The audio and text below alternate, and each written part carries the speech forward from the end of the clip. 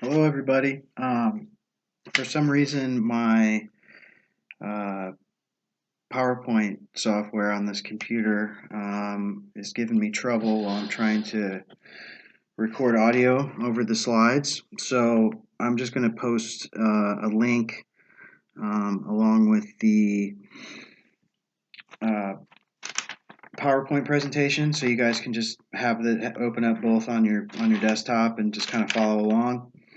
Um, So this is going to be the last presentation before I'm going to send out. What I'm actually going to do is I'm just going to send you guys out the copy of the test tomorrow, and then you'll have until next Tuesday evening, let's say 8 o'clock, to fill it out and return it, email it back to me. What I would recommend doing is uh, just opening up like a Word document and using, like, I'll just send you the test like I normally print out to you and you guys fill in. Um, if you have the ability to make changes to that document, that would be the easiest. But if not, you can just type your answers out and send them back to me. Also, tomorrow when I post the test, so it'll be the slides, and then it'll be um, the test itself in digital form. What I'll also do is I'll post just like a review that just has like a bunch of a bunch of the terminology that I kind of went over. And so this test is going to cover. It's just going to be Renaissance, and so we have like Proto Renaissance with Giotto was the only one, and then we have.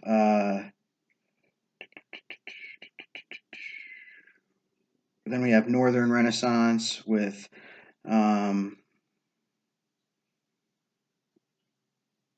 Jan van Eyck, the Giovanni Arnolfini and his wife, and the Robert Campen Merode altarpiece, the oil paintings, the Dutch ones, which would be under Northern Renaissance. And then we have Early Renaissance with Donatello, as David, Leonardo da Vinci. Um, and then that's it for that. And then for High Renaissance, we're going to have Michelangelo's pieces. Um, the most important ones being, uh, like the Pietà, the Sistine Chapel, and the David. And then today, this is just going to be a short one over Raphael, um, which is also going to be under High Renaissance. So. And then after this, we'll move into the Reformation with Martin Luther and a bunch of the art associated with it. Um, so anyway, I'll start off. We're gonna start talking. What I'll do is I'll just tell you guys um, the slide number too, so you can follow along. So let's see here. I'm opening mine up. Okay, so let's see. Slide number one. We're looking at Savonarola here. Let me open this up. Okay, so Savonarola, he was a monk, and what he's sort of known for is, it says down there in the bottom left, the bonfire of vanities. So as I was talking about a lot of those patron families who were instrumental in funding a lot of the artwork being made during the Renaissance. The most powerful, and the one I've talked about a few times, is the Medici family.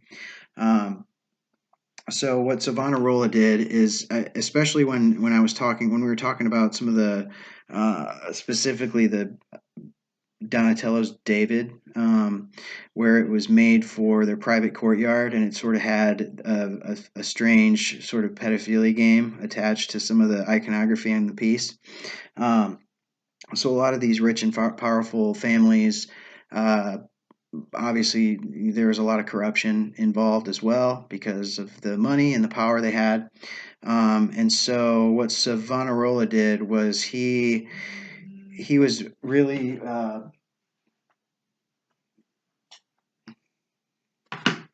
he was really against a lot of this corruption that was going on, and so he was sort of instrumental early on in trying. This is pre-Reformation too, so um, he was really instrumental in trying to sort of let the public know what these families were doing, and he was really against all that corruption in a bunch of those powerful families. So um, he actually there actually was a bonfire, this sort of ceremonious bonfire that he organized, where they were burning things like makeup, mirrors, books, paintings, some Botticelli works, because he had a lot of mythology, like when we looked at the Venus piece. Um, so he was one of the few artists that had artworks actually burned. Um, and Funny enough, shortly after Savonarola had this sort of bonfire of the vanities sort of ceremony here, he was ousted, and so he was actually burned at the stake for blasphemy and corruption. Surprising, but these families had way too much power, and so they put a stop to him really quick. Um, and so that's sort of the story of Savonarola in a nutshell. It's still the first slide, but let's see, if you look over here, if you hit the over button, there's two other slides that are gonna pop up from slide one, and one of them's sort of a crude sort of architectural painting showing the bonfire itself. And then after that, we have there's actually a plaque that commemorates Savonarola and sort of what he stood for. And there's still sort of a cult following that sort of uh, sort of worships him in a way for uh, him bringing all this corruption to light. So that's Savonarola. He's sort of an interesting individual. You can go into him much more deeply, but that's sort of a brief overview. Um, so okay, so we have slide 2 here. Next slide, we're looking at one of Raphael's early works here, and this is "Marriage of the Virgin" by Raphael. And what's sort of interesting about this piece? Well, there's a few things. One being uh,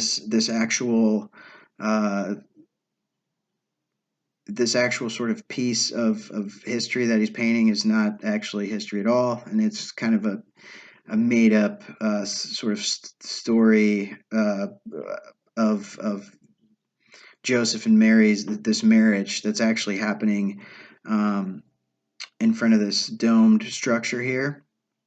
And the reason that this dome structure is taking up so much space in this work is this was actually Raphael's sort of resume piece. And so one of the sort of leading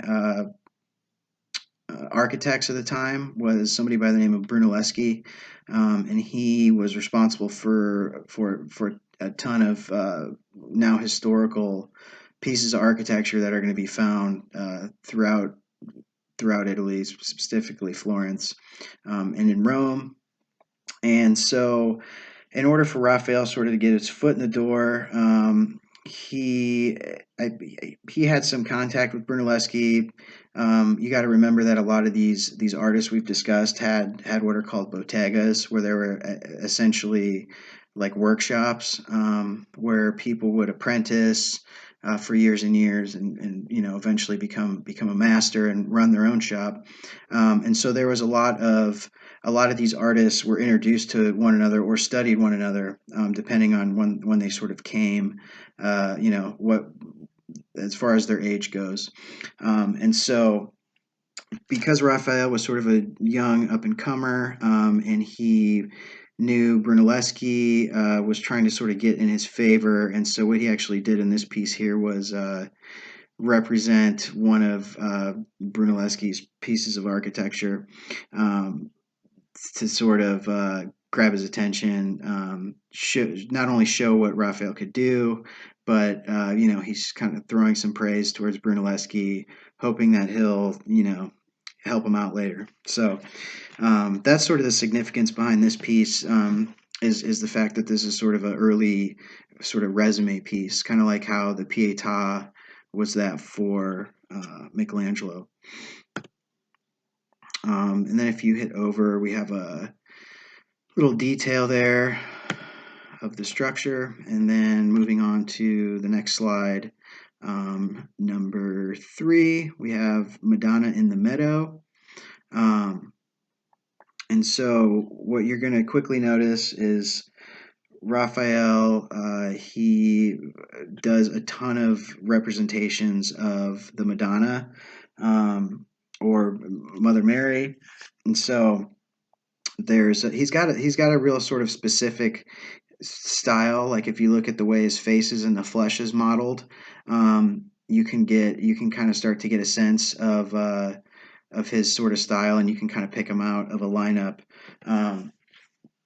But as far as iconography goes, we still have a lot of stuff going on in this one. So that term one thing I want to talk about really, really quick is, if you look at the background here, you see this sort of hazy background. Well, like it's nowhere near what Leonardo's was or Da Vinci's sort of hazy background, but this is sort of a nod to that term's sfumato. And so these artists, they know each other, they learn from each other, they borrow from each other, and so we see some similarities. This landscape is a lot more realistic than some of Da Vinci's sort of crazy, like, grotto looking pieces, which are much hazier, but you can still sort of get a sense of that sort of aerial perspective going on there too. So in this piece we see that dark blue, and we see the red, right, which is representative of the passion and of the heavens. And then we have baby Jesus here and John the Baptist. And you can see all 3 individuals have a halo or a nimbus represented. And then you can see John the Baptist there on the left, and he's holding that cross and sort of kneeling in front of Christ, and that'd be a term that'd be what we call genuflection as well. It's essentially just kneeling. He's kneeling to the King, or kneeling to Jesus. And then there's a couple other little things too hidden in there, where we see these strawberry plants in the foreground, which they come up in early spring, and so that's also sort of representative of rebirth, right? We've seen lilies and stuff like that before. Mary's also associated with strawberries often as well. Any of those early spring sort of flowers or fruits, and that's just because it's representative of Christ's rebirth, and the holiday Easter, which was yesterday. So. So next here, next slide, we're looking at another Madonna piece. And this one is going to be the Madonna with Goldfinch. Once again, we have Christ and John the Baptist represented. Christ is going to be the one in between Mary's legs there.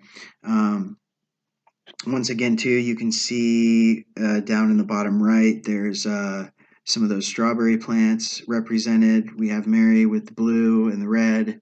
Um, and in this one, the nimbuses are really, really faint on Jesus and John the Baptist, and you can see Mary's a little better. And then we also have the goldfinch in here, which is another little piece of iconography because um, essentially the symbolism behind that is because the some species of goldfinch actually make their nests out of thorny branches, and so that's representative of the crown of thorns Christ had on during the Passion or during the period of his suffering and crucifixion. So, so these artists really like to use this little bit of symbolism. So you have to know the biology of this bird here to understand why it's significant. Um, but that's the situation.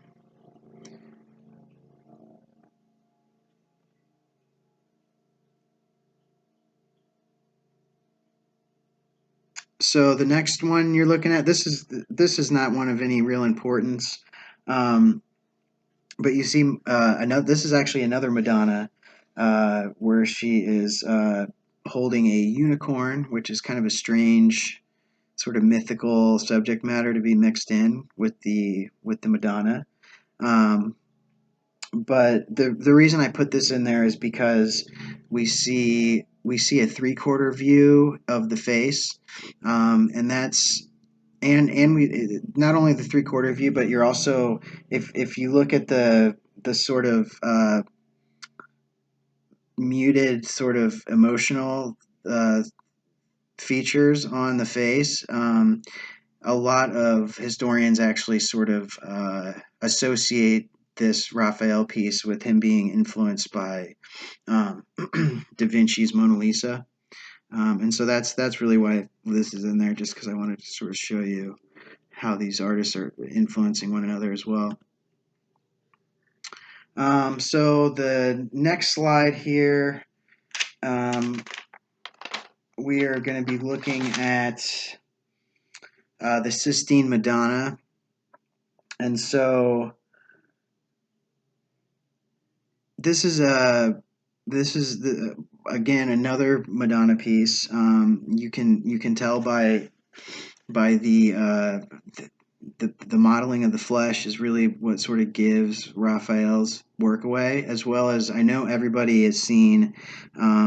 If you look at the very bottom here, those two angels. Uh, so that's been copied and reproduced, and it's plastered all over greeting cards and little statues, like those little precious moments things. Anyway, this is where this image actually comes from, is the base of this Raphael painting, Sistine Madonna. And so they can be called putti, like we talked about before, cherubs, angels. Raphael likes to uh, represent the angels in this sort of really sort of cutie sort of manner, where they're sort of mischievous, um, kind of a bored look on their face. So that's sort of another unique characteristic of Raphael, is he, in a lot of his works, he does incorporate these little cherubs or putti in there. So again, we see the blue and the red as a symbol of the passion and the heavens. Um, to the left of Madonna, you actually are looking at uh, a profile of Pope Sistis, and he's going to be the Pope also responsible for right the building of the Sistine Chapel, and another good thing that sort of, or another easy symbol that gives it away, is the fact that hat, the sort of cone looking hat there on the bottom left corner of the piece, that's a hat the Pope often wears. even to this day, there'll be variations of that you'll see Pope Francis wearing. And also, if you look really carefully, he's got the red shoes on as well, which is another sort of, uh, uh, the Pope still sort of ceremoniously will wear these red shoes at times. Um, but the thing I want you guys to take away from this piece most specifically is really just when you see these angels now, because they're everywhere and everything, you'll know where these came from and the artist who actually painted them, and you'll know that these weren't even. I mean, if you look, they're barely in the composition of the painting. They're in the bottom. I mean, they are centrally located, but obviously, right, they're small and out of the way. So it's just interesting that um, people have sort of companies have gravitated to this little section of these angels and reproduced them so many times. And the other thing you can also note in this one is it's got a really strong triangular composition. Right, just look at the placement of the three heads there. It makes this one's a really really strong triangle composition.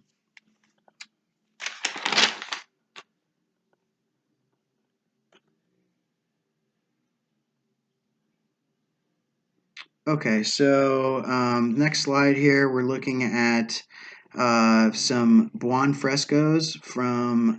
These are actually the private chambers of the Pope in the Vatican here, and so the Stanza della Signatura, and they're a series of Buon frescoes, um, but the most important and really the only one that I want you guys to remember is if you go to the next slide, you'll see in one of these arches in that area, big red star, School of Athens, and this is probably one of Raphael's most famous works that he's created. So what's significant about this is, if you remember, I was briefly when we were talking about the Medici family. They had actually opened a, a library at the time that was starting to store and house uh, all of the great works from antiquity, from ancient Greece. And so you had, works by Plato and Aristotle, and, many, many more famous philosophers, scientists, and so forth. And so in this piece, there's also a lot of hidden stuff. We can see here in a second. Raphael sort of hid himself in there. He painted it himself. And we also, if you look, I mean, it's not perfectly symmetrical, but because of the way some of the figures are laid out. But the two figures in the center of the piece, underneath the series of arches there's intended to be sort of a psychological split between one side and the other. One side being Platonic thought, and the other one being oh,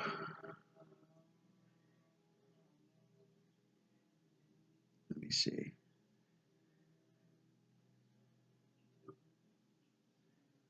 I believe the other side is going to be siding with uh, the works of Aristotle, and so you sort of had these two different philosophies, and so they're split up, and that's what the two figures are in the center and the back. There are Plato and Aristotle. And so figures on one side are going to be represented with the one school of thought, and figures on the other side are represented with the other school of thought. So if you push over here, you can see a close up of the two. And so you have Plato and Aristotle there. Next slide, we just have I have a close up of just some of the individuals. So you can sort of see a little better how they're sort of painted and how they interact with one another. And let's see, and then hit over again, you're going to see another sort of sepia toned image, and these are sort of steady paintings that Raphael did. Obviously, in this one you can see it's another Madonna piece, but the reason I have this up there is because he'll oftentimes recycle different persons or different sort of poses or postures from one piece to another, and so this one he actually borrowed quite a few of the sort of background figures and reused them. And if you click over again, it just shoots back to a close-up, so you can kind of see the interaction between like his sort of underpaintings for some other works, and how they're represented in the School of Athens. And there's another one as well. And if you hit over again, you can actually see this is a side by side. We're looking at the School of Athens on the left, and then on the right there's a sculpture, a bronze lost wax cast sculpture by Donatello. And we have a figure here pulling a thorn out of the foot, and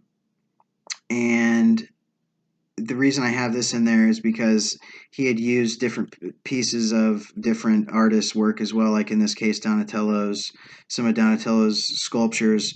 And if you look at that figure in the top left of the guy writing there, he actually borrowed quite a bit of the modeling from this piece. The leg's in a little bit different position, right? It's mirrored and it's laid out instead of him actually going at the thorn, but it just gives you a good idea.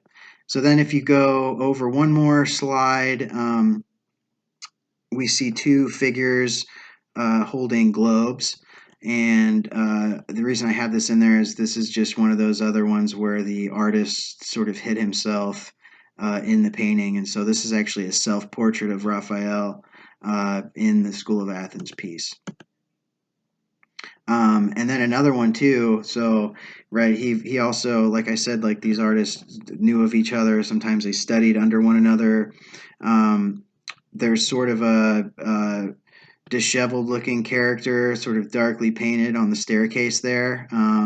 If you go back to the beginning, uh, the full painting itself, you can see where he's located. But he actually painted a portrait of Michelangelo sitting in there as well, as a little nod to sort of a mentor. So that's it for Raphael. And what I'll do is I'm gonna send you guys an email with a link to this webcam video, and then I will post the Raphael PowerPoint on Blackboard, and you guys can follow along. And then tomorrow, during some point in time, I'm going to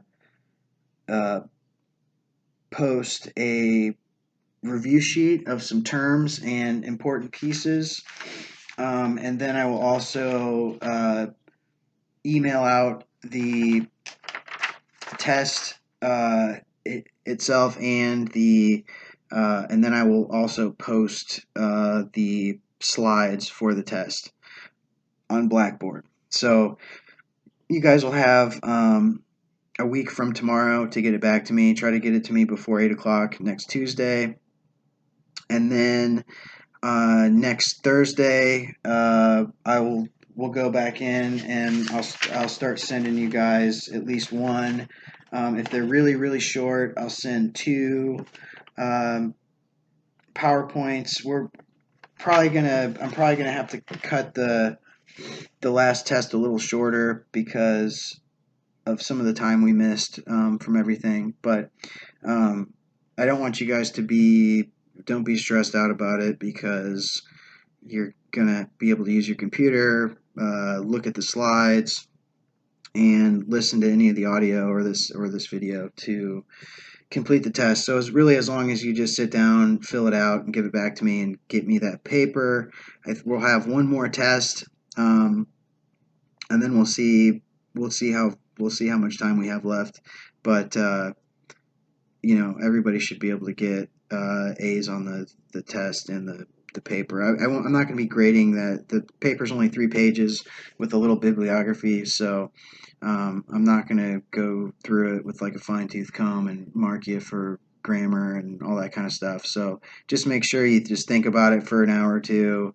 Uh, do a little 3-page paper, sort of just discussing. You can do like a page on maybe a brief biography of the artist's life. About another important thing to touch on would be sort of a dissection of the artist statement. So there's always going to be an artist statement associated with an artist's work. And then also, you can always pick a couple pieces that you really like and sort of dissect them a little bit and sort of discuss what the artist was trying to do, the materials they used, and that should be more than enough for 3 pages. So, and don't worry about your sources; just list them on the bibliography page. You can use magazines, you can use the internet, you can use any textbooks, any books you have. So, anyway, don't be stressed about it, and yeah, I will be sending out the rest of that stuff tomorrow, and then next Thursday I'll start posting some more lectures, but I'll keep in contact with you guys through email. So anyway, stay safe, and we'll talk to you soon.